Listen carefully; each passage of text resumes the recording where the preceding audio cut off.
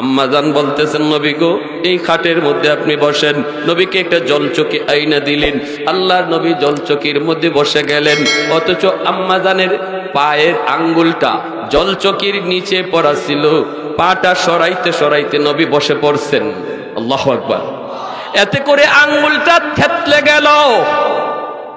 আম্মা জান আয়েশা সিদ্দিকা রাদিয়াল্লাহু তাআলা আনহার আঙ্গুলটা থেতলে গেল, কিন্তু এরপরও আহ বলেন নাই, উফ বলেন নাই। আল্লাহু আকবার।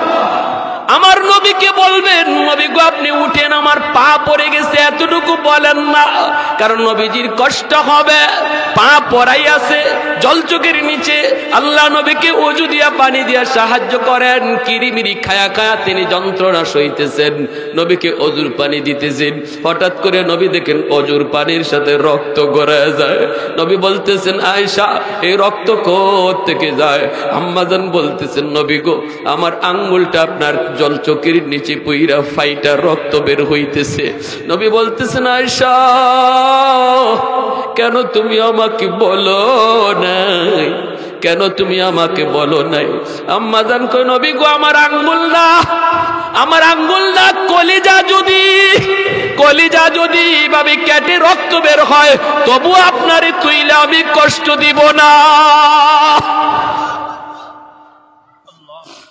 তবু আপনারে তুইলে আমি কষ্ট দিব। ভাইয়েরা আমার, এজন্য বলতেছিলাম রে যুবক, শোনো, উম্মে হাবিবা রাদিয়াল্লাহু তাআলা আনহা কইতেছে, বাবা গো আমি হলাম পৃথিবীর সবচেয়ে সুখী নারী। এই কথা বলতেই আবু সুফিয়ান চোখের পানি মুছে আর কই, মা আমি কষ্টে কান্দি না, সুখে কান্দিছি। যদিও মুহাম্মদের সাথে আমার দুশ্মনী, কিন্তু পৃথিবীর কোনো বাবা যদি শোনে তার মেয়ে তার স্বামীর ঘরে সুখে আছে, এর যে আনন্দের আর কিছু হয় না। মারে আমার কলিজাটা শীতল হয়ে গেছি, আমি খুশি হয়ে গেছি। ঠিক আছে মা, তুমি মুহাম্মদের কাছে থাকো, মুহাম্মদের কাছে থাকো, মাঝে মাঝে মনে পড়লে বাবা তোমাকে দেখতে আসব। চলে গেলেন। আল্লাহ নবী মদিনায় ঢুইকেই খবর পাইলেন আবু সুফিয়ান এসেছিলেন। চলে গেছেন নবীজি গড়ি ঢুইকা, নবীজির চেহারা লাল, গোসায় নবীজি খেপা। ঢুকেই বলতেছেন, উম্মে হাবিবা তোমার আব্বা নাকি এসেছিলেন? সাথে সাথে উম্মে হাবিবা কই, নবী গো কোত্থেকে খবর পাইলেন? নবী কয়, মদিনার কিছু মানুষ কইছে। জিগো নবী এসেছিলেন। আল্লাহ নবী এবার বলতেছেন, উম্মে হাবিবা রে কেন তুমি ওনাকে মেহমানদারি করলা না? আজ কেন তুমি রাখতে পারলা না? সুবহানাল্লাহ। অথচ আল্লাহ নবীর সাথে কঠিন দুশ্মনী, নবীকে মারার জন্য, হত্যা করার জন্য কত পরিকল্পনা আবু সুফিয়ানের। নবী বলতেছেন, কেন আজকে মেহমানদারি করলা না? গুসায় নবীজি খেপা। সাথে সাথে উম্মে হাবিবা নবীজির পা জড়ায় ধইরা কান্না শুরু করে দিলেন। আর বলতেছেন, নবী গো আমার ভুল হয়ে গেছে, আমি বুঝতে পারি নাই যার সাথে আপনার এত দুশ্মনী, যিনি আপনার সাথে এত দুশ্মনী রাখে, ওনারে কেমন করে বলি আজকে থাকেন বাবা। আল্লাহর নবী রহমতের নবী বলেন, না উম্মে হাবিবা তুমি ভুল করেছ, তুমি তো চরম ভুল করেছো, মেহমানের সাথে তুমি অন্যায় আচরণ করেছো। আল্লাহর নবী বলেন, মান আরাদা আইয়াবসুতার রিজকা ফালিয়ুকরিম দাইফা, তোমরা যদি কেউ রিজিকের ভিতরে প্রশস্ততা চাও, তোমরা যদি কেউ রিজিকের ভিতরে বরকত বেশি চাও, তাহলে মেহমানের মেহমানদারি করো। আল্লাহু আকবার, জোরে বলেন। মেহমানের মেহমানদারি করলে নবী বলেন রিজিকে বরকত বাড়া দেয় কে? জোরে কোন কে?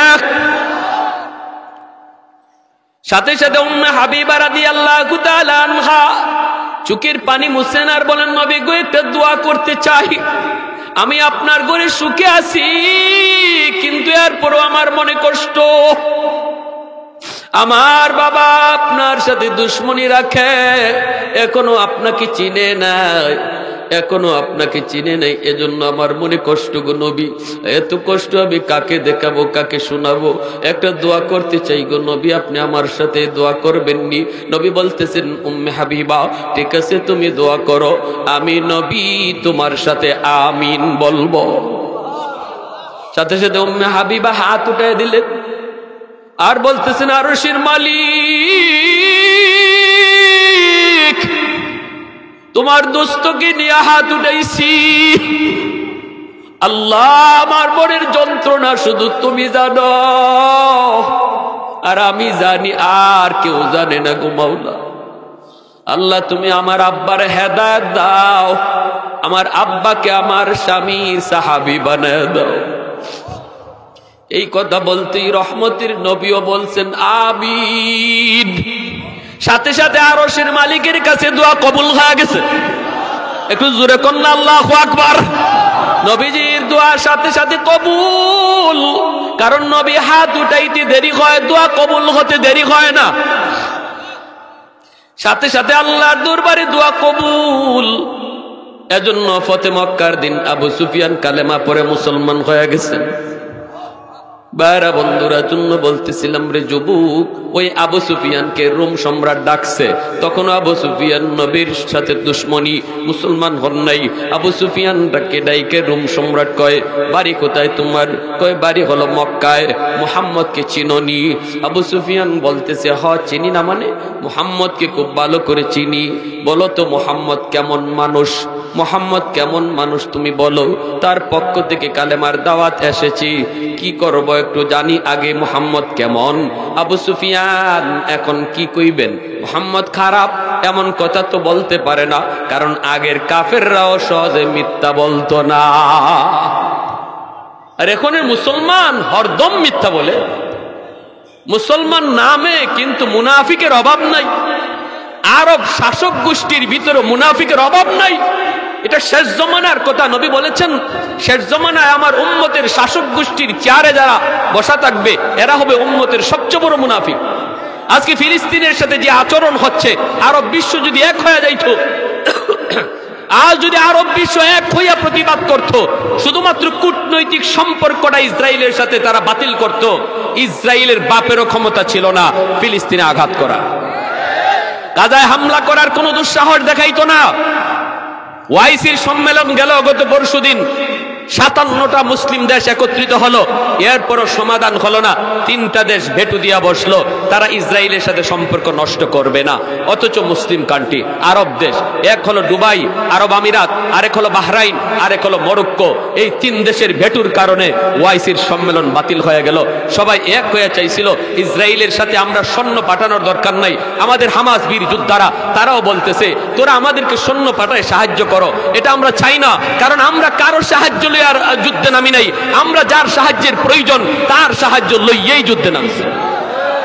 আমরা তোমাদের কাছে সাহায্য চাই না। শুধুমাত্র একটা কাজ করো, আমাদের শিশু বাচ্চাগুলি না খায়া মরতেছে, আমাদের শিশু বাচ্চাগুলি রক্তে জমি লাল হচ্ছে, আমাদের শিশুগুলি তারা চিকিৎসা পায় না, ওদের চিকিৎসার ব্যবস্থা করো, একটু পানির ব্যবস্থা করো, একটু খাওয়ার ব্যবস্থা করো। যুদ্ধের সহযোগিতা তোমাদের লাগবে না, আমরা যার সাহায্য পাওয়ার তার সাহায্য পাইয়া গেছি। এজন্য ইসরায়েলি সৈন্যরা বলে, ওরা কোত্থেকে আসে, কোন দিকে হামলা করে, কোন দিকে যায়, আমরা তো কিছুই দেখি না। কোত্থেকে আসে কিছুই তো দেখি না, দেখবা কেমন করে? বাসনা আলাইকুম ইবাদাল্লানা উলি বাসিন শাদীদ ফাজাসু খিলাল দিয়ার। আল্লাহ বলে, এরা তো আমার পাঠানো বাহিনী, তোরা দেখবে কেমন করে ওরা কোত্থেকে আসবে, কোন দিকে যাবে, টের পাবি না। তোদের মাঝে আর ওদের মাঝে আমি আল্লাহ পর্দা ঢেলে দিয়েছি। আসলেই আল্লাহর সাহায্য নেমেছে। ইসরায়েলি সৈন্য বলতেছে, হায় হায়, যুদ্ধ কার সাথে করি, তাদেরকে দেখি না, তাদেরকে চিনি না, কার সাথে যুদ্ধ করি? মনে হয় হামাসের সাথে। ফেরেশতারা যুদ্ধে নামছে। প্যারে হাজিরিন, এজন্য বলি, যদি আজ এই 3টা দেশ ভেটো না দিত, তাহলে আজ একটা পরিস্থিতি ভিন্ন হতো। মুসলমানদের একটা, ফিলিস্তিনের গাজার মুসলমানদের একটা ভবিষ্যৎ লক্ষ্য করা যাইত। বাচ্চাগুলি অন্তত নিরাপদ থাকতো। আরে বাচ্চাদেরকে হত্যা করা এটা তো বাহাদুরি না, নারীদের উপরে হামলা করা এটা তো। মক্কার লিডার আবু সুফিয়ান, মক্কার কাফিরদের লিডার, মায়ার নবীর সাথে চরম দুশ্মনী। তখনও তিনি কালেমা পড়ে মুসলমান হন নাই। আল্লাহ নবীর সাথে কঠিন দুশ্মনী, অথচ নবীজির সম্পর্কে শ্বশুর। আল্লাহ নবীর সম্পর্কে আবু সুফিয়ানের একজন মেয়ে উম্মে হাবিবা রাদিয়াল্লাহু তাআলা আনহা, আল্লাহর নবীর পবিত্র বিবি। আল্লাহু আকবার, জোরে কোন। নবীজির পবিত্র বিবি উম্মে হাবিবা রাদিয়াল্লাহু তাআলা আনহা ইনার বাবা হলেন আবু সুফিয়ান। আল্লাহু আকবার। এজন্য আবু সুফিয়ান নবীর সাথে দুশমনি রাখে, কিন্তু নবী গড়ে তার কলিজার টুকরা মেয়ে উম্মে হাবিবা একদিন চুপে চুপে তিনি চলে আসলেন মদিনায় মেয়েটাকে দেখার জন্য। বাবার কলিজায় মেয়েদের প্রতি দরদ বেশি থাকে, বাবার প্রতি মেয়েদের দরদ বড় বেশি থাকে। মেয়েটাও ছিল আবু সুফিয়ানের বড় কলিজার, বড় মায়ার। একদিন চলে আসলেন আবু সুফিয়ান মদিনায়। আয়েশা আল্লাহর নবী কি তিনি পান নাই? নবীজি তিনি দাওয়াতের কাজে মদিনার বাইরে। আবু সুফিয়ান ঘরের কাছে আয়েশা ডাক দেয় উম্মে হাবিবা। ভিতর থেকে মেয়ে বুঝে ফেলছেন বাবা, দৌড় দিয়ে দরজার পাশে আসছেন। আইসে দেখেন বাবা, দীর্ঘদিন পর বাবা আজকে মেয়ের খুঁজে মদিনায়, কিন্তু সম্পর্ক ভালো না, আল্লাহর নবীর সাথে বড় কঠিন দুশমনি। মেয়েটা তখন বলতেছে আব্বা আপনি কেমন আছেন? বাবা বলতেছে মা আমি তো ভালো আছি, কিন্তু তুমি মুহাম্মদের ঘরে কেমন আছো রে মা? মুহাম্মদের সাথে তো আমার দুশমনি, জানি না মুহাম্মদ এর বদলা তোমার কাছ থেকে নেয় কিনা। আমার রাতের বেলা ঘুম আসে না, আমার মেয়েটা জানি মুহাম্মদের ঘরে কেমন, কি জানি আমার মেয়ের সাথে আচরণ হয়। একজন বাবার কাছে মেয়ের সুখের সংবাদ দুনিয়ার সবচেয়ে সুখের সংবাদ। যেই বাবা শুনে তোমার মেয়েটা স্বামীর ঘরে ভালো আছে, শান্তিতে আছে, এই খবরটা বাবার কাছে দুনিয়ার সবচেয়ে আরামের এবং সবচেয়ে সুখের সংবাদ হয়। আর যেই বাবা শুনে মেয়েটাকে যেখানে বিয়া দিছো মেয়েটা বড় কষ্টে আছি, স্বামী তারে নির্যাতন করে, শ্বশুর শাশুড়ি তারে কষ্ট দেয়, একজন বাবার কাছে পৃথিবীতে এর চেয়ে কষ্টের কোনো সংবাদ হয় না। এজন্য ভাই একটু মনে রাখবেন, সম্পদ দেখে মেয়েটাকে বিয়ে দিবেন না, ক্ষমতা দেখে বিয়ে দিবেন না। বিয়ে দেওয়ার আগে একটু চিন্তা করেন ছেলেটার ভিতরে দিনদারি আছে না নাই, আল্লাহকে সে ভয় করে কিনা, নামাজ পড়ে কিনা, পরকালের প্রতি তার ভীতি আসেনি না নাই। এই জিনিসটা দেখে তুমি মেয়েটাকে বিয়ে দাও। ছেলেও যখন বিয়ে করো ফাসফার বিজাতির দিন, দিনটারে তুমি প্রাধান্য দিয়ে বিয়ে করাও। উলামায়ে কেরামের ঘরে যারা আছে টাকা তাদের কম, কিন্তু উলামায়ে কেরামের বিবিরা আলেমদের বুক ভরা ভালোবাসা পায়, ঠিক কিনা? একজন স্ত্রীর কাছে স্বামীর বুক ভরা ভালোবাসা, এটাই হলো সবচেয়ে বড় পাওয়া। এক বেলা না খাক, কিন্তু স্বামী যদি দিল থেকে স্ত্রীকে ভালোবাসে, এটাই হলো একজন স্ত্রীর দুনিয়াতে সবচেয়ে বড় সুখ। সম্পদ আছে, টাকা আছে, গাড়ি বাড়ি সব আছে, কিন্তু স্বামী রাত 2টা বাজে মদ খাইয়া ঘরে ঢুকে, পার্টি করে ঘরে ঢুকে, স্ত্রীর সাথে কোনো খবর নাই, কোনো খবর নাই, কোনো আওয়াজ নাই, কোনো সম্পর্ক নাই। বলুন এই বাড়িটা এই মহিলাটার জন্য, এই স্ত্রীটার জন্য সুখের না কষ্টের?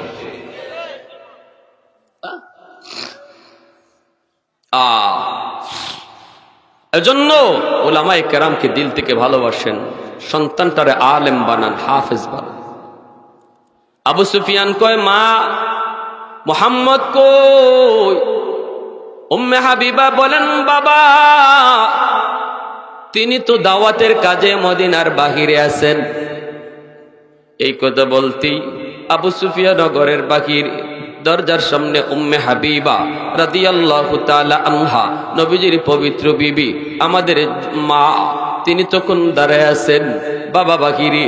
আবু সুফিয়ান কয় মা তুমি কি আমাকে বাহিরে রেখে কথা বলবা নাকি ঘরে ঢুকাইবা? এই কথা বলতেই আম্মা জান দৌড় দিয়ে তিনি ঘরের ভিতরে ঢুকলেন। ঢুকেই তিনি আল্লাহর নবী যেই বিছানায় ঘুমান, এই বিছানায় যে চাদরটা ছিল, নবী যেই চাদরে ঘুমাইতেন, ওই চাদরটা টান দিয়ে তিনি উঠে নিলেন, শুধুমাত্র একটা খাট। এরপরে বলতেছেন বাবা আপনি ভিতরে আসেন। ভিতরে বাবাকে ঢুকাইলেন। বসাইবেন কোথায়? চেয়ার নাই, সোফা নাই, কিছুই তো নাই, আছে শুধু একটা খাট। খাটের উপরে ছিল একটা বিছানার চাদর, চাদরটাও তিনি সরায় ফেললেন। আবু সুফিয়ান কয় মা কই বসবো? তিনি বলতেছেন বাবা এখানেই বসতে হবে, আর কোনো বসার জায়গা নাই। আবু সুফিয়ান কয় মা তুমি কি তোমার বাবাকে ভুলে গেছো রে মা? তোমার বাবা মকমলের বিছানায় ঘুমায়, তোমার বাবার জন্য এই যে চেয়ার জাজিম, আর আমি শুধু এই খাটের মধ্যে বসবো। আবার একটা চাদর ছিল, চাদরটাও তুমি সরায় ফেলছো। এই কথা বলতে উম্মে হাবিবা কই, বাবা গো, বাবা তুমি কষ্ট নিও না বাবা, এই চাদরে কি ঘুমায় তুমি জানো নি? এই চাদরে কি ঘুমায় তুমি জানো নি? সরওয়ারে দু জাহান, রহমতের নবী, দু জাহানের সরদার এই চাদরে ঘুমায়। এই চাদরে আমি তোমাকে বসতে দিতে পারি না। বাবা তুমি কষ্ট নিও না, কষ্ট নিও না। এই চাদরে রহমতের নবী সরওয়ারে দু জাহান তিনি ঘুমায়। আবু সুফিয়ান বসে গেল, এবার বসে বলতেছি, মারি মা তুই আমার কলিজার টুকরা মেয়ে, ভালো কিছু খাইতে গেলে এখনো তোর কথা মনে করে আমি খাই না। কিছু খাইতে গেলে তোর কথা মনে পড়ে যায়, মুহাম্মদের ঘরে তুমি কেমন আছো, খাওয়া দাওয়া করো কিনা। এজন্য চুপি চুপি বাবা চলে আসছে রে মা। মা একটু বল না মুহাম্মদের ঘরে তুমি কেমন আছো। বাবা একটু বল না তুই মুহাম্মদের ঘরে কেমন আছো। উম্মে হাবিবা চোখের পানিটা মুছে আর কয়, বাবা পৃথিবীতে যদি কোনো স্ত্রী তার স্বামীর ঘরে সবচেয়ে সুখে থাকে, সেই সুখে থাকা নারী হলো তোমার মেয়ে। একটু জোরে কোন আল্লাহু আকবার, আর একটু জোরে বলেন আল্লাহু আকবার। আমার আপনার নবী, রহমতের নবী, মায়ার নবী, বিবিদের সাথে কত সুন্দর আচরণ নবী করতেন। আম্মাজান আয়েশা সিদ্দিকা রাদিয়াল্লাহু তাআলা আনহা বলেন, নবীজি যখনই আমার ঘরে ঢুকতেন, যখনই নবী দাওয়াতের কাজ শেষ করে ঘরে আসতেন, আমরা আল্লাহর নবীকে আগায় আনার জন্য একটু বাহিরে যাইতাম। বাহিরে যেয়ে নবীজির হাত থেকে আমরা জিনিসগুলা হাতে নিতাম। নবীজি সারাদিন দাওয়াতের কাজ করে আসছেন, নবীকে কত বকাবকি করছি, দুশমন নবীর দিকে কত পাথর মারি, কিন্তু আমার নবী যখন বিবিদের কাছে ঘরে ঢুকতেন, তখন নবীজির মুখে মুস্কি হাসি লেগে থাকত। ঘরে ঢুকাই নবী বলতেন, উম্মে হাবিবা আমি পাক করে আছি, তুমি ঘর ঝাড়ু দাও। আল্লাহু আকবার। নবী বলতেন, আয়েশা আমি পানি নিয়ে আসি, তুমি ঘর ঝাড়ু দাও, তুমি রান্না করো। ঘরের কাজে নবী আমাদেরকে সহযোগিতা করতেন। আল্লাহু আকবার। নবীজি কখনো কোনো বিবির সাথে খানা খাইতে বসলে আল্লাহর নবী বিবিকে যেই গ্লাসে পানি খাইতে দিতেন, নবীও এই গ্লাসটার পানি তিনি পান করতেন। আম্মাদান বলেন, শুধু তাই নয়, যেই জায়গাটাতে মুখ লাগাইয়া টোট লাগাইয়া আমি পানি পান করতাম, আমার রহমতের নবী ওই জায়গাতেই টোট লাগাইয়া পানি পান করতেন। নবী বুঝায় গেছেন, মহব্বত বিয়ার আগে নয়, ভালোবাসা হলো বিয়ার পরে। ঠিক কিনা জুড়ে বলো। প্রকৃত প্রেম ভালোবাসা হলো বিয়ার পরে। বিয়ার পরে আল্লাহর নবী দেখা গেছেন, আল্লাহর নবী দেখা গেছেন নবীজির বিবিরাও তিনি এইভাবে নবীরে ভালোবাসছেন। নবী একদিন ওযু করার জন্য নবী বসবেন, আম্মাজান আয়েশা সিদ্দিকা রাদিয়াল্লাহু তাআলা আনহা, অসুবিধা হইতেছে আপনাদের? আম্মাজান বলতেছেন, নবী গো এই খাটের মধ্যে আপনি বসেন। নবীকে একটা জলচকি আইনা দিলেন, আল্লাহর নবী জলচকির মধ্যে বসে গেলেন, অথচ আম্মাজানের পায়ের আঙ্গুলটা জলচকির নিচে পড়া ছিল। পাটা সরাইতে সরাইতে নবী বসে পড়ছেন। আল্লাহু আকবার। এতে করে আঙ্গুলটা থেতলে গেল। আম্মাজান আয়েশা সিদ্দিকা রাদিয়াল্লাহু তাআলা আনহার আঙ্গুলটা থেতলে গেল, কিন্তু এরপরও আহ বলেন নাই, উফ বলেন নাই। আল্লাহু আকবার। আমার নবীকে বলবেন, নবী গো আপনি উঠেন, আমার পা পড়ে গেছে, এতটুকু বলেন না, কারণ নবীজির কষ্ট হবে। পা পড়াই আছে জলচকের নিচে, আল্লাহ নবীকে ওযু দিয়া পানি দিয়া সাহায্য করেন। কিরিমিরি খায়া খায়া তিনি যন্ত্রণা সইতেছেন, নবীকে ওযুর পানি দিতেছেন। হঠাৎ করে নবী দেখেন ওযুর পানির সাথে রক্ত গড়ায় যায়। নবী বলতেছেন, আয়েশা এই রক্ত কোথা থেকে যায়?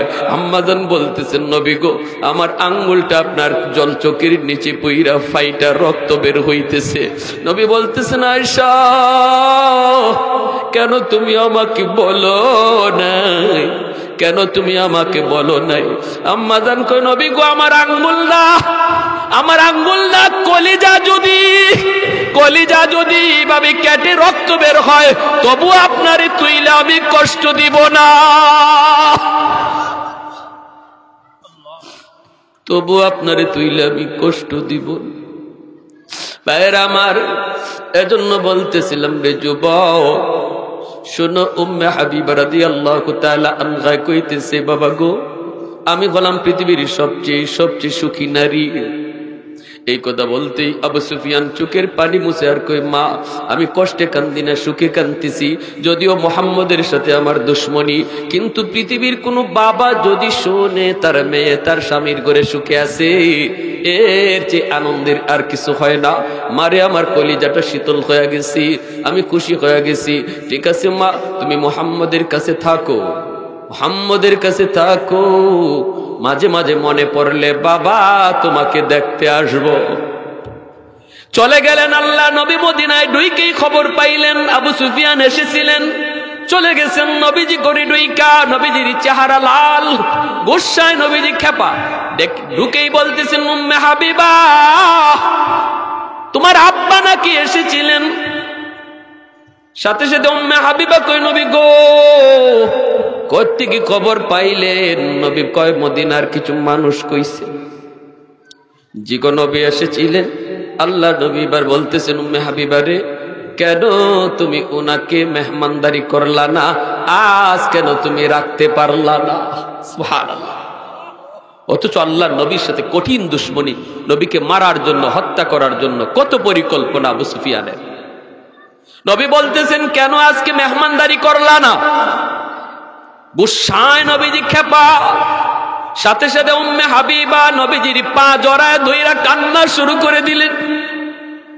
আর বলতেছেন, নবী গো, আমার ভুল হয়ে গেছে, আমি বুঝতে পারি নাই যার সাথে আপনার এত দুশ্মনী, যিনি আপনার সাথে এত দুশ্মনী রাখে, ওনারে কেমন করে বলি আজকে থাকেন বাবা।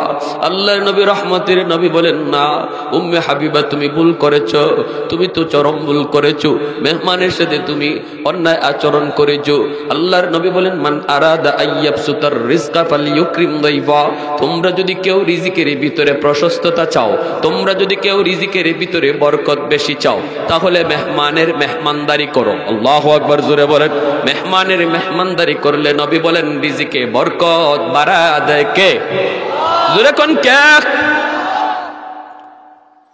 সাথে সাথে উম্মে হাবিবা রাদিয়াল্লাহু তাআলা আনহা চোখের পানি মুছেন আর বলেন, নবী গো, একটা দোয়া করতে চাই।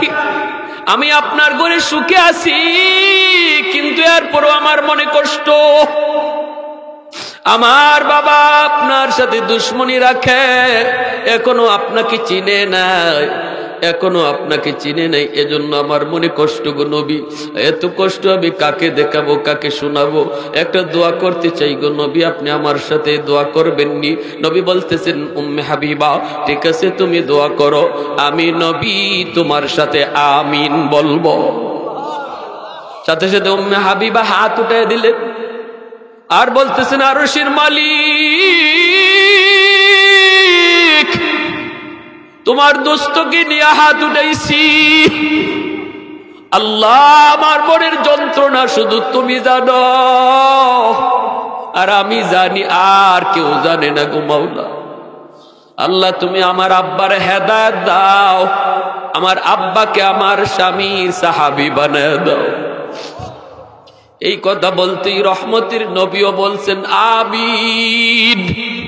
সাথে সাথে আরশের মালিকের কাছে দোয়া কবুল হয়ে গেছে। একটু জোরে কন্যা আল্লাহু আকবার। নবীজির দোয়ার সাথে সাথে কবুল, কারণ নবী হাত উঠাইতে দেরি হয়, দোয়া কবুল হতে দেরি হয় না। সাথে সাথে আল্লাহর দরবারে দোয়া কবুল। এজন্য ফতে মক্কার দিন আবু সুফিয়ান কালেমা পড়ে মুসলমান হয়ে গেছেন। বাইরা বন্ধুরা, জন্য বলতেছিলাম রে যুবক, ওই আবু সুফিয়ানকে রোম সম্রাট ডাকছে, তখন আবু সুফিয়ান নবীর সাথে দুশ্মনী, মুসলমান হন নাই। আবু সুফিয়ান ডাইকে রোম সম্রাট কয়, বাড়ি কোথায় তোমার? কয়, বাড়ি হলো মক্কায়। মুহাম্মদকে চিনোনি? আবু সুফিয়ান বলতেছে, হ চিনি না মানে? মুহাম্মদকে খুব ভালো করে চিনি। বলো তো মুহাম্মদ কেমন মানুষ? মুহাম্মদ কেমন মানুষ তুমি বলো, তার পক্ষ থেকে কালেমার দাওয়াত এসেছি, কি করব একটু জানি আগে মুহাম্মদ কেমন। আবু সুফিয়ান এখন কি কইবেন, মুহাম্মদ খারাপ এমন কথা তো বলতে পারে না, কারণ আগের কাফেররাও সহজে মিথ্যা বলতো না। আর এখন মুসলমান হরদম মিথ্যা বলে। মুসলমান নামে কিন্তু মুনাফিকের অভাব নাই। আরব শাসক গোষ্ঠীর ভিতরে মুনাফিকের অভাব নাই। এটা শেষ জমানার কথা, নবী বলেছেন শেষ জমানায় আমার উম্মতের শাসক গোষ্ঠীর চেয়ারে যারা বসা থাকবে এরা হবে উম্মতের সবচেয়ে বড় মুনাফিক।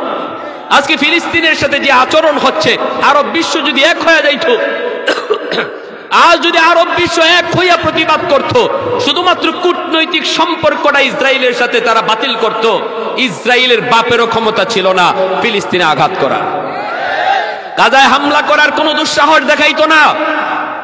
ওআইসির সম্মেলন গেল গত পরশুদিন, 57টা মুসলিম দেশ একত্রিত হলো, এরপরও সমাধান হলো না। 3টা দেশ ভেটু দিয়া বসলো, তারা ইসরায়েলের সাথে সম্পর্ক নষ্ট করবে না। অথচ মুসলিম কান্ট্রি, আরব দেশ, এক হলো দুবাই আরব আমিরাত, আরেক হলো বাহরাইন, আরেক হলো মরক্কো, এই 3 দেশের ভেটুর কারণে ওআইসির সম্মেলন বাতিল হয়ে গেল। সবাই এক হয়ে চাইছিল ইসরায়েলের সাথে আমরা সৈন্য পাঠানোর দরকার নাই। আমাদের হামাস বীর যোদ্ধারা তারাও বলতেছে তোরা আমাদেরকে সৈন্য পাঠায় সাহায্য করো, এটা আমরা চাই না, কারণ আমরা কারো সাহায্য আর যুদ্ধে নামি নাই, আমরা যার সাহায্যের প্রয়োজন তার সাহায্য লইয়েই যুদ্ধে নামছি। আমরা তোমাদের কাছে সাহায্য চাই না, শুধুমাত্র একটা কাজ করো, আমাদের শিশু বাচ্চাগুলি না খায়া মরতেছে, আমাদের শিশু বাচ্চাগুলি রক্তে জমি লাল হচ্ছে, আমাদের শিশুগুলি তারা চিকিৎসা পায় না, ওদের চিকিৎসার ব্যবস্থা করো, একটু পানির ব্যবস্থা করো, একটু খাওয়ার ব্যবস্থা করো। যুদ্ধের সহযোগিতা তোমাদের লাগবে না, আমরা যার সাহায্য পাওয়ার তার সাহায্য পাইয়া গেছি। এজন্য ইসরায়েলি সৈন্যরা বলে ওরা কোত্থেকে আসে, কোন দিকে হামলা করে, কোন দিকে যায়, আমরা তো কিছুই দেখি না, কোত্থেকে আসে কিছুই তো দেখি না, দেখবা কেমন করে। বাসনা আলাইকুম ইবাদাল্লানা উলি বাসিন শাদীদ ফাজাসু খিলালাদ দিয়ার, আল্লাহ বলে এরা তো আমার পাঠানো বাহিনী, তোরা দেখবে কেমন করে, ওরা কোত্থেকে আসবে, কোন দিকে যাবে টের পাবি না। তোদের মাঝে আর ওদের মাঝে আমি আল্লাহ পর্দা ঢেলে দিয়েছি। আসলেই আল্লাহর সাহায্য নেমেছে। ইসরায়েলি সৈন্য বলতেছে হায় হায়, যুদ্ধ কার সাথে করি, তাদেরকে দেখি না, তাদেরকে চিনি না, কার সাথে যুদ্ধ করি, মনে হয় হামাসের সাথে ফেরেশতারা যুদ্ধে নামছে।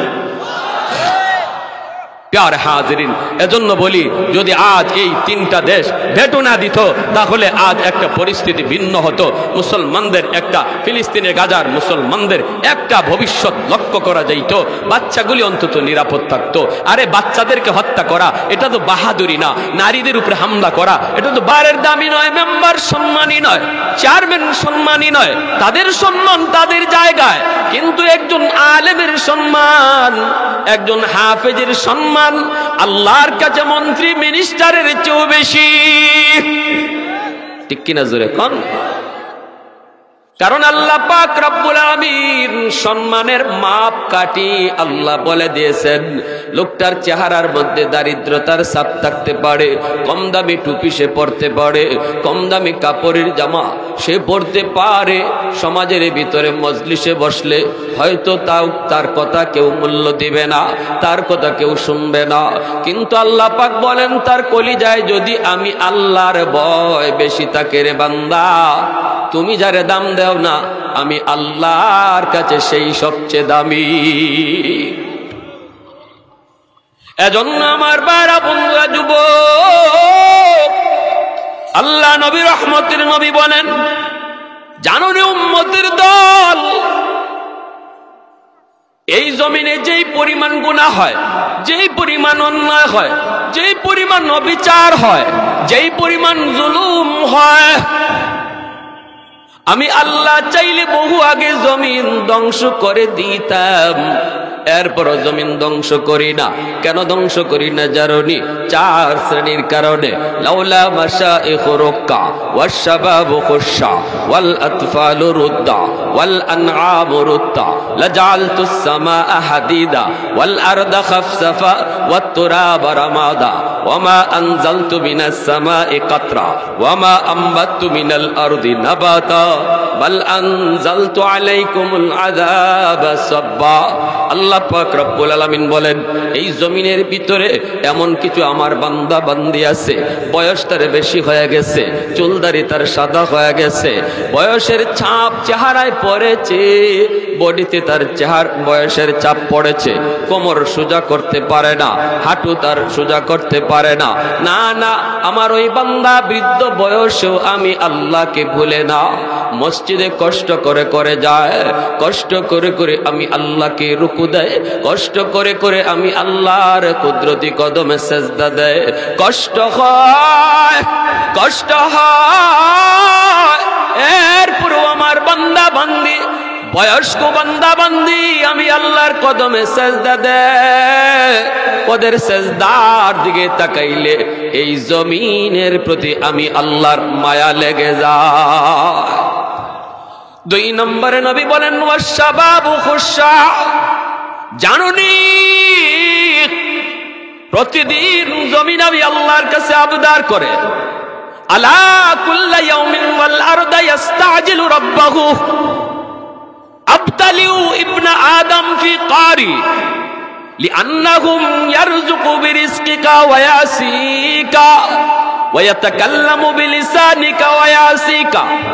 জমিন কয় মালিক, মন চায় তোমার ওই বান্দাগুলিরে, গুনাহগার বান্দাগুলিরে আমি জমিন গিলে ফেলি। আল্লাহ কই কেন? কয় ওরা তোমার দেওয়া রিজিক খায় অথচ তোমার নাফরমানি করে। জমিন কয় জমিন, আল্লাহু আকবার জোরে কয়। জমিন প্রতিদিন আল্লাহর কাছে কয় মালিক, ওরা তোমার দেওয়া হাত দিয়া তোমার নাফরমানি করে, তোমার দেওয়া জবান নেই, জবান দিয়া তোমার নাফরমানি করে। আল্লাহ তোমার দেওয়া পা দিয়া তোমার নাফরমানি করে। আমি জমিন আর কতকাল এই গুনাহ দেখব, আর কতকাল এই জুলুম দেখব, আর কতকাল আমি নাফরমানি সইব। আসবিরু ইলা মাতা আসবিরু, সবর করব তো আর কতকাল করব, আর কতকাল আমি করব মালিক। গুনাহগারের পায়ের আওয়াজ আমি জমিন আর সইতে পারি না, সুদখোরের পায়ের লোড আমি জমিন আর নিতে পারি না। আল্লাহ না না, জিনাকুরের পায়ের আওয়াজের শব্দ আমি জমিন আর শুনতে চাই না। আল্লাহ তুমি অনুমতি দাও, অনুমতি দাও, অনুমতি দাও, ওই গুনাহগারকে আমি গিলে ফেলি।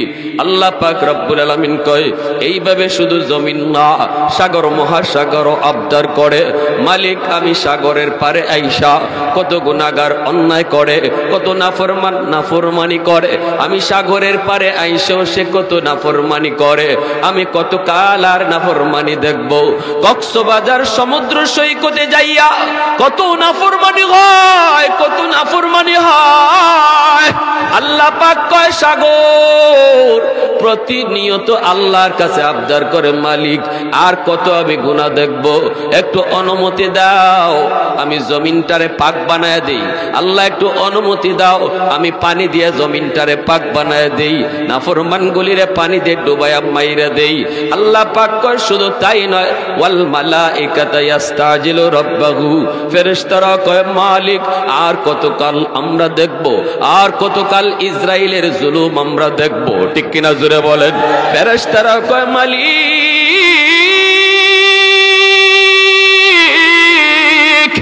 ও ইসরাইলের জালেম নেতানিয়াহুর এই জুলুম আমরা ফেরেশতারা আর কতকাল দেখব। আল্লাহু আকবার জোরে কর।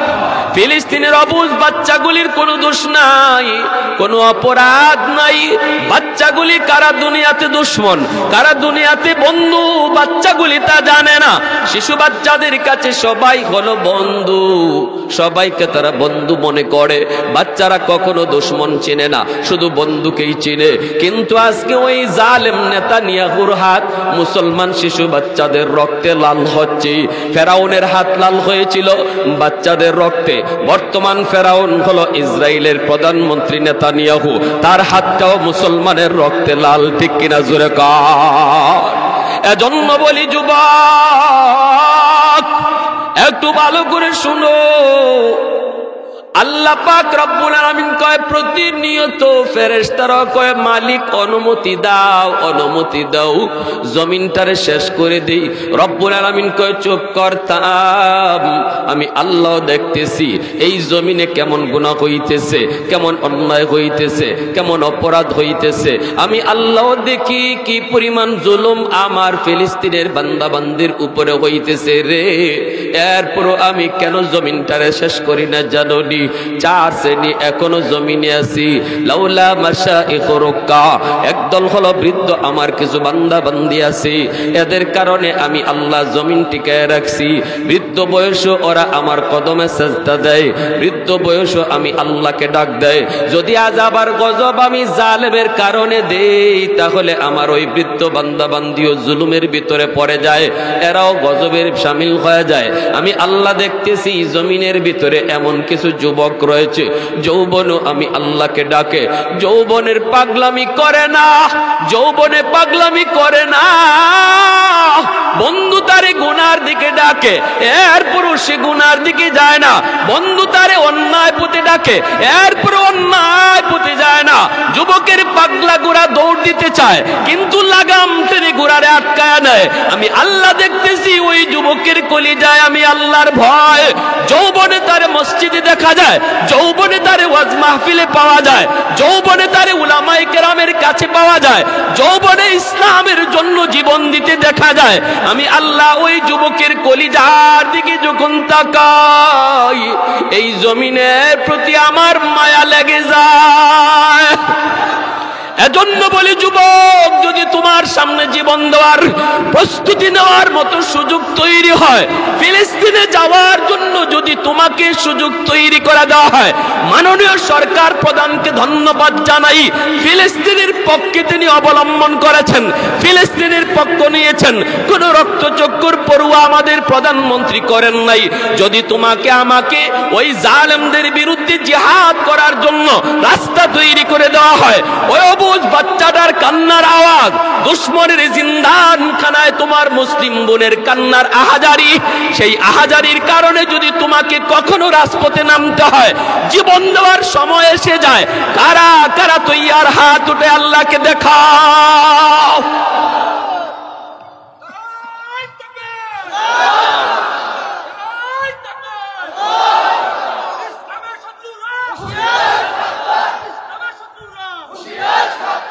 মাইকটা হাতে লন, মাইকটা হাতে লইয়া বীর মুজাহিদের মতো একজনের স্লোগান দেন, মুসলমান সুশৃঙ্খল জাতি, আমাদের নারায়ে তাকবীর হলো আমাদের অস্ত্র। ঠিক কিনা? জোরে বলেন। যুদ্ধের ময়দানে সাহাবায়ে কেরাম নারায়ে তাকবীরের আওয়াজ তুলেছেন, আর সাথীরা আল্লাহু আকবার বলেছেন। দুশমনের কলিজা কেঁপে গেছে, ময়দান ছেড়ে নারায়ে তাকবীরের আওয়াজ শোনা মাত্রই তারা পালাইছে। আল্লাহু আকবার। মুসলমান অস্ত্র বলে যুদ্ধ করে না, মুসলমান শক্তি বলেও যুদ্ধ করে না। মুসলমানের যুদ্ধের মূল অস্ত্র হলো আল্লাহর সাহায্য, মুসলমানের পাওয়ার হলো, মুসলমানের বিজয়ের হাতিয়ার হলো আল্লাহর গায়বী মদদ। ঠিক কিনা? জোরে খান। এজন্য বীর মুজাহিদের মতো একজনের স্লোগান দেন। আপনারা গায়ে যদ্দুর শক্তি আছে আওয়াজ দিয়ে আল্লাহু আকবারের ধ্বনি তুলবেন।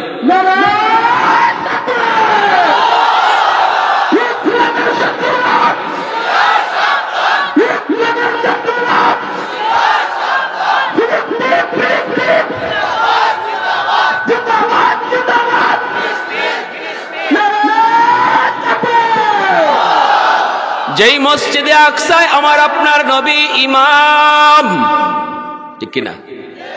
সমস্ত নবীগণ ছিলেন আমার আপনার নবীর পিছনে মুক্তাদি, আর আমার আপনার নবী ছিলেন ইমাম। মেরাজের রজনীতে আল্লাহ পাক রব্বুল আলামিন নবীকে বাইতুল মুকাদ্দাসে হাজির করলেন। সুবহানাল্লাযী আসরা বিআবদিহি লাইলাম মিনাল মাসজিদিল হারাম ইলাল মাসজিদিল আকসা। আল্লাহু আকবার। জোরে কর। দিনের নবী, মায়ার নবী মসজিদে আকসায় হাজির। জিব্রাইলে আমিন বোরাকের পেটে উঠাইয়া আমার আপনার নবীকে মসজিদে আকসায় নিয়ে হাজির হলেন। সমস্ত নবীগণকে আল্লাহ আগেই জমা করে রাখলেন। তাহলে ফিলিস্তিন, জেরুজালেম এমন এক জায়গা যেখানে ১০০ লক্ষ নবী এসেছেন। আল্লাহু আকবার। এমন এক পবিত্র জায়গা, যেই জায়গা হাসরের ময়দান হবে। আল্লাহু আকবার। এমন এক জায়গা, যেই জায়গায় ইব্রাহিম খলিলুল্লাহর জন্ম, যেই জায়গায় ইসহাক আলাইহিস সালাম, যেই জায়গায় ইয়াকুব আলাইহিস সালাম, ইউসুফ আলাইহিস সালাম, এমনি ভাবে দাউদ আলাইহিস সালাম, সুলাইমান আলাইহিস সালাম, সালেহ আলাইহিস সালাম, মূসা আলাইহিস সালাম, ঈসা আলাইহিস সালাম, এতগুলা জলিলুল কদর পয়গম্বর যেই এলাকায় আস্তে আস্তে বড় হয়েছেন, বাল্যকাল পার করেছেন, এমন এক পবিত্র জমিন মসজিদে আকসা আজকে দুশমনদের হাওলায়, আজকে দুশমনরা সেই ঘরকে অপবিত্র করে, সেই ঘরের পবিত্রতা রক্ষার জন্য ওমর ফারুক জিহাদ করেছেন, সালাউদ্দিন আইয়ুবী তিনি জিহাদ করেছেন, আল্লাহর ঘরের পবিত্রতা রক্ষার জন্য জানবাজি রেখেছেন। বর্তমানেও এমন কোন সালাউদ্দিনের উত্তরসূরি আমরা যারা দাবি করি, আমাদের সামনেও যদি মসজিদে আকসার পবিত্রতা রক্ষায় জীবন দেওয়ার সুযোগ এসে যায়, মসজিদে আকসার জন্য যদি আমাদের অভিযান করতে হয়, আমরা প্রস্তুত আছি তো ইনশাআল্লাহ? সবাই বলেন প্রস্তুত আছি তো ইনশাআল্লাহ? মাগো তোমার ছেলে যাবে খালিদের দলে, অবীর তারিকের দলে, মাগো তোমার ছেলে যাবে খালিদের দলে, অবীর তারিকের দলে।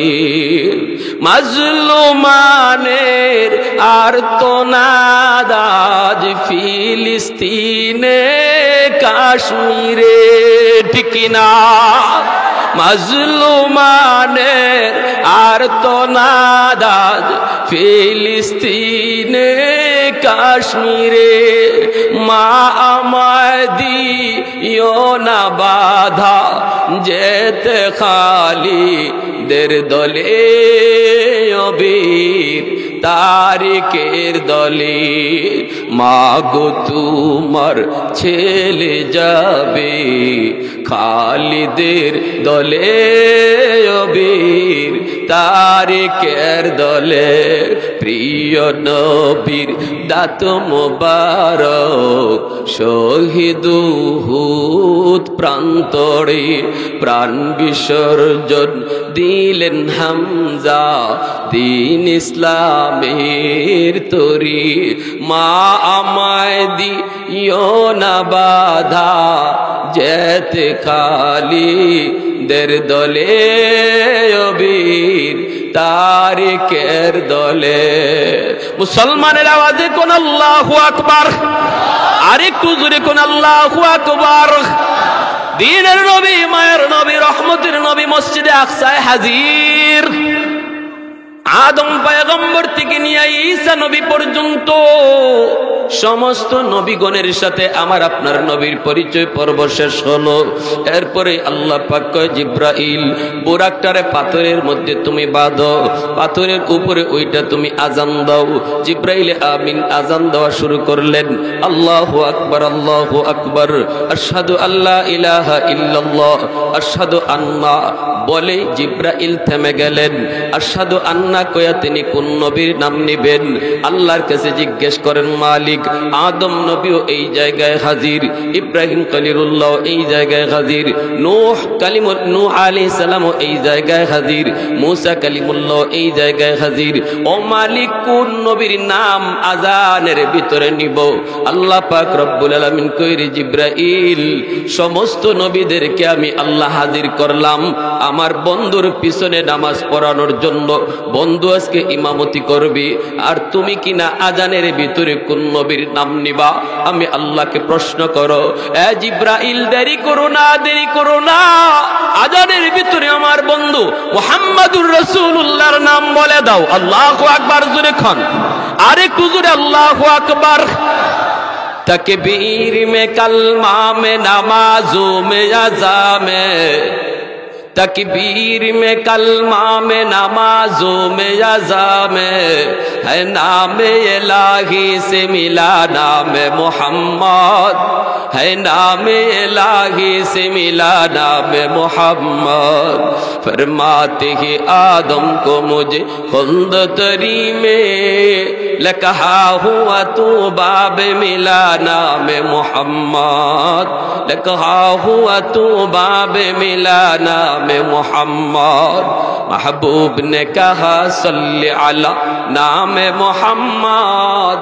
आकों की जियारत आमियो सामনের কাতারে জিব্রাইল আমিন একামত দেওয়া শুরু করলেন, অথচ ইমামের জায়গা এখনো খালি। ইমাম কে হবে কেউ জানে না। আল্লাহ নবী বলেন, আমি মনে মনে ভাবতেছিলাম হয়তো জিব্রাইল নিজেই ইমামতি করবেন। একামত দেওয়া শেষ। এইবার নবীজি বলেন, ভাই জিব্রাইল ইমাম সাহেব কই? জিব্রাইল আমিন মুস্কি হেসে আমার আপনার নবীর হাত মোবারক আস্তে করে ধরলেন আর বললেন, নবী গো, আজকের এত বড় জামাতের ইমামতি শুধু আল্লাহ আপনাকেই দান করেছে। এত বড় আজিমুশান জামাতের ইমামতি আপনি ছাড়া কেউ করবে না গো নবী। আপনি সকল নবীদের নবী, আপনি সকল নবীদের সরদার, আপনি সৈয়দুল মুরসালিন। जो नबियों का नबी हो, जो रसूलों का रसूल हो। अल्लाह अकबर ज़ुरकुल। जो नबियों का नबी हो, जो रसूलों का रसूल हो। নবীজি বলেন, আমি নামাজ পড়াইলাম মসজিদে নববীতে, আমি নামাজ পড়াইলাম মসজিদে আকসায়, বাইতুল মুকাদ্দাসে। সমস্ত নবীগণ আমার আপনার নবীর পিছনে নামাজ পড়লেন। এরপরে নবী এখান থেকে উপরে গেলেন। এর কিছুদিন পর রোম সম্রাটের কাছে আল্লাহর নবী যখন দাওয়াতের মিশন দিয়ে লোক পাঠালেন, রোম সম্রাট তাদেরকে আটকায়া বলতেছে, তোমরা কোত্থেকে এসেছো? কয় আমরা মক্কা থেকে এসেছি। কে পাঠাইছে? কয় নবী মুহাম্মদ রাসূলুল্লাহ সাল্লাল্লাহু আলাইহি ওয়াসাল্লাম। রোম সম্রাট এইবার নবী সম্পর্কে জানতে চায়, দেখো তো মক্কায় অন্য কোনো লোক পাও কিনা। খুঁজে খুঁজে তারা পেয়ে গেল আবু সুফিয়ানকে, মক্কায় তারা রুমে পেয়ে গেল। আবু সুফিয়ান মক্কার লিডার, আবু সুফিয়ান মক্কার কাফিরদের লিডার। মায়ার নবীর সাথে চরম দুশ্মনী। তখনও তিনি কালেমা পড়ে মুসলমান হন নাই। আল্লাহ নবীর সাথে কঠিন দুশ্মনী, অথচ নবীজির সম্পর্কে শ্বশুর। আল্লাহ নবী সম্পর্কে আবু সুফিয়ানের একজন মেয়ে উম্মে হাবিবা রাদিয়াল্লাহু তাআলা আনহা, আল্লাহর নবীর পবিত্র বিবি। আল্লাহু আকবার জোরে কোন। নবীজির পবিত্র বিবি উম্মে হাবিবা রাদিয়াল্লাহু তাআলা আনহা, ইনার বাবা হলেন আবু সুফিয়ান। আল্লাহু আকবার। এজন্য আবু সুফিয়ান নবীর সাথে দুশ্মনী রাখে, কিন্তু নবীর ঘরে তার কলিজার টুকরা মেয়ে উম্মে হাবিবা একদিন চুপে চুপে তিনি চলে আসলেন মদিনায় মেয়েটাকে দেখার জন্য। বাবার কলিজায় মেয়েদের প্রতি দরদ বেশি থাকে, বাবার প্রতি মেয়েদের দরদ বড় বেশি থাকে। মেয়েটাও ছিল আবু সুফিয়ানের বড় কলিজার, বড় মায়ার। একদিন চলে আসলেন আবু সুফিয়ান মদিনায়। আইসা আল্লাহর নবী কি তিনি পান নাই? নবীজি তিনি দাওয়াতের কাজে মদিনার বাইরে। আবু সুফিয়ান ঘরের কাছে আইসা ডাক দেয় উম্মে হাবিবা। ভিতর থেকে মেয়ে বুঝে ফেলছেন বাবা, দৌড় দিয়ে দরজার পাশে আসছেন। আইসে দেখেন বাবা। দীর্ঘদিন পর বাবা আজকে মেয়ের খুঁজে মদিনায়, কিন্তু সম্পর্ক ভালো না। আল্লাহর নবীর সাথে বড় কঠিন দুশ্মনী। মেয়েটা তখন বলতেছে, আব্বা আপনি কেমন আছেন? বাবা বলতেছে, মা আমি তো ভালো আছি, কিন্তু তুমি মুহাম্মদের ঘরে কেমন আছো রে মা? মুহাম্মদের সাথে তো আমার দুশ্মনী, জানি না মুহাম্মদ এর বদলা তোমার কাছ থেকে নেয় কিনা। আমার রাতের বেলা ঘুম আসে না, আমার মেয়েটা জানি মুহাম্মদের ঘরে কেমন, কি জানি আমার মেয়ের সাথে আচরণ হয়। একজন বাবার কাছে মেয়ের সুখের সংবাদ দুনিয়ার সবচেয়ে সুখের সংবাদ। যেই বাবা শুনে তোমার মেয়েটা স্বামীর ঘরে ভালো আছে, শান্তিতে আছে, এই খবরটা বাবার কাছে দুনিয়ার সবচেয়ে আরামের এবং সবচেয়ে সুখের সংবাদ হয়। আর যেই বাবা শুনে মেয়েটাকে যেখানে বিয়া দিছো মেয়েটা বড় কষ্টে আছি, স্বামী তারে নির্যাতন করে, শ্বশুর শাশুড়ি তারে কষ্ট দেয়। একজন বাবার কাছে পৃথিবীতে এর চেয়ে কষ্টের কোনো সংবাদ হয় না। এজন্যর ভাই একটু মনে রাখবেন, সম্পদ দেখে মেয়েটাকে বিয়ে দিবেন না, ক্ষমতা দেখে বিয়ে দিবেন না। বিয়ে দেওয়ার আগে একটু চিন্তা করেন ছেলেটার ভিতরে দিনদারি আছে না নাই, আল্লাহকে সে ভয় করে কিনা, নামাজ পড়ে কিনা, পরকালের প্রতি তার ভীতি আসেনি না নাই। এই জিনিসটা দেখে তুমি মেয়েটাকে বিয়ে দাও। ছেলেও যখন বিয়ে করো ফাসফার বিজাতির দিন, দিনটারে তুমি প্রাধান্য দিয়ে বিয়ে করাও। উলামায়ে কেরামের ঘরে যারা আছে টাকা তাদের কম, কিন্তু উলামায়ে কেরামের বিবিরা আলেমদের বুক ভরা ভালোবাসা পায়, ঠিক কিনা? একজন স্ত্রীর কাছে স্বামীর বুক ভরা ভালোবাসা, এটাই হলো সবচেয়ে বড় পাওয়া। এক বেলা না খাক, কিন্তু স্বামী যদি দিল থেকে স্ত্রীকে ভালোবাসে, এটাই হলো একজন স্ত্রীর দুনিয়াতে সবচেয়ে বড় সুখ। সম্পদ আছে, টাকা আছে, গাড়ি বাড়ি সব আছে, কিন্তু স্বামী রাত 2টা বাজে মদ খাইয়া ঘরে ঢুকে, পার্টি করে ঘরে ঢুকে, স্ত্রীর সাথে কোনো খবর নাই, কোনো খবর নাই, কোনো আওয়াজ নাই, কোনো সম্পর্ক নাই। বলুন এই বাড়িটা এই মহিলাটার জন্য, এই স্ত্রীটার জন্য সুখের না কষ্টের?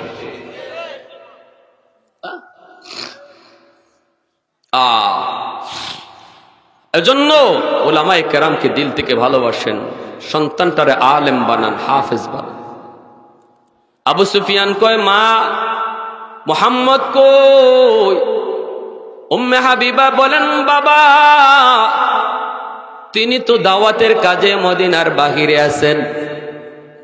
এই কথা বলতেই আবু সুফিয়ান ঘরের বাহির দরজার সামনে উম্মে হাবিবা রাদিয়াল্লাহু তাআলা আনহা, নবীজির পবিত্র বিবি, আমাদের মা, তিনি তখন দাঁড়ায় আছেন। বাবা বাহিরে। আবু সুফিয়ান কয়, মা তুমি কি আমাকে বাহিরে রেখে কথা বলবা নাকি ঘরে ঢুকাইবা? এই কথা বলতেই আম্মা জান দৌড় দিয়ে তিনি ঘরের ভিতরে ঢুকলেন। ঢুকেই তিনি আল্লাহর নবী যেই বিছানায় ঘুমান, এই বিছানায় যে চাদরটা ছিল, নবী যেই চাদরে ঘুমাইতেন, ওই চাদরটা টান দিয়ে তিনি উঠে নিলেন, শুধুমাত্র একটা খাট। এরপরে বলতেছেন, বাবা আপনি ভিতরে আসেন। ভিতরে বাবাকে ঢুকাইলেন। বসাইবেন কোথায়? চেয়ার নাই, সোফা নাই, কিছুই তো নাই, আছে শুধু একটা খাট। খাটের উপরে ছিল একটা বিছানার চাদর, চাদরটাও তিনি সরায় ফেললেন। আবু সুফিয়ান কয়, মা কই বসবো? তিনি বলতেছেন, বাবা এখানেই বসতে হবে, আর কোনো বসার জায়গা নাই। আবু সুফিয়ান কয়, মা তুমি কি তোমার বাবাকে ভুলে গেছো রে মা? তোমার বাবা মকমলের বিছানায় ঘুমায়, তোমার বাবার জন্য এই যে চেয়ার জাজিম, আর আমি শুধু এই খাটের মধ্যে বসবো। আবার একটা চাদর ছিল, চাদরটাও তুমি সরায় ফেলছো। এই কথা বলতে উম্মে হাবিবা কই, বাবা গো, বাবা তুমি কষ্ট নিও না, বাবা এই চাদরে কি ঘুমায় তুমি জানো নি? এই চাদরে কি ঘুমায় তুমি জানো নি? সরওয়ারে দু জাহান, রহমতের নবী, দু জাহানের সরদার এই চাদরে ঘুমায়। এই চাদরে আমি তোমাকে বসতে দিতে পারি না। বাবা তুমি কষ্ট নিও না, কষ্ট নিও না। এই চাদরে রহমতের নবী সরওয়ারে দু জাহান তিনি ঘুমায়। আবু সুফিয়ান বসে গেল। এবার বসে বলতেছি, মারি মা তুই আমার কলিজার টুকরা মেয়ে, ভালো কিছু খাইতে গেলে এখনো তোর কথা মনে করে আমি খাই না। কিছু খাইতে গেলে তোর কথা মনে পড়ে যায়। মুহাম্মদের ঘরে তুমি কেমন আছো, খাওয়া দাওয়া করো কিনা? এজন্য চুপি চুপি বাবা চলে আসছে রে মা। মা একটু বল না মুহাম্মদের ঘরে তুমি কেমন আছো? বাবা একটু বল না তুই মুহাম্মদের ঘরে কেমন আছো? উম্মে হাবিবা চোখের পানিটা মুছে আর কয়, বাবা পৃথিবীতে যদি কোনো স্ত্রী তার স্বামীর ঘরে সবচেয়ে সুখে থাকে, সেই সুখে থাকা নারী হলো তোমার মেয়ে। একটু জোরে কোন আল্লাহু আকবার, আর একটু জোরে বলেন আল্লাহু আকবার। আমার আপনার নবী, রহমতের নবী, মায়ার নবী, বিবিদের সাথে কত সুন্দর আচরণ নবী করতেন। আম্মা জান আয়েশা সিদ্দিকা রাদিয়াল্লাহু তাআলা আনহা বলেন, নবীজি যখনই আমার ঘরে ঢুকতেন, যখনই নবী দাওয়াতের কাজ শেষ করে ঘরে আসতেন, আমরা আল্লাহর নবীকে আগায় আনার জন্য একটু বাহিরে যাইতাম। বাহিরে যেয়ে নবীজির হাত থেকে আমরা জিনিসগুলা হাতে নিতাম। নবীজি সারাদিন দাওয়াতের কাজ করে আসছেন, নবীকে কত বকাবকি করছে, দুশমন নবীর দিকে কত পাথর মারে, কিন্তু আমার নবী যখন বিবিদের কাছে ঘরে ঢুকতেন তখন নবীজির মুখে মুস্কি হাসি লেগে থাকত। ঘরে ঢুকাই নবী বলতেন, উম্মে হাবিবা, আমি পাক করে আছি, তুমি ঘর ঝাড়ু দাও। আল্লাহু আকবার। নবী বলতেন, আয়েশা, আমি পানি নিয়ে আসি, তুমি ঘর ঝাড়ু দাও, তুমি রান্না করো। ঘরের কাজে নবী আমাদেরকে সহযোগিতা করতেন। আল্লাহু আকবার। নবীজি কখনো কোনো বিবির